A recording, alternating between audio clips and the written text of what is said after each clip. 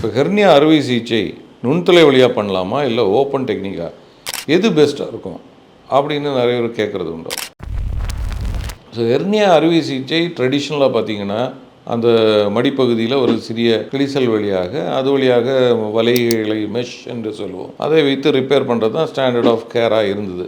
ஹெர்னியோபிளாஸ்டி அப்படின்னு சொல்லுவாங்க. ஆனால் இன்றைக்கி நவீனமாக டெவலப் ஆகிட்டு இருக்கிறது தான் லேப்ரோஸ்கோபிக் ஹெர்னியோபிளாஸ்டி மெஷ் ரிப்பேர், அதாவது நுண்துளை வழியாக அதே அறுவை சிகிச்சையை செய்வது. சரி, இதில் என்ன டாக்டர் அட்வான்டேஜ் இருக்குது? இப்போ நுண்துளை வழியாக பண்ணும்போது உங்களுக்கு பார்த்தீங்கன்னா 2 பக்கமும் இருந்தனால ஒரே தழும்பு வழியாக நீங்கள் அறுவை சிகிச்சை செய்து கொள்ள முடியும். அதே மாதிரி நுண்துளை வழியாக நம்ம உள்ளே பார்க்கும்போது மிக துல்லியமான ஒரு டிசெக்ஷன், அதாவது இந்த மேக்னிஃபிகேஷன் எஃபெக்ட் ஆஃப் லேப்ரோஸ்கோப்பினால் ஒரு கிளியர் அண்ட் ப்ரிசைஸ் சர்ஜரி நம்ம இந்த லேப்ரோஸ்கோப்பினால் பண்ண முடியும்.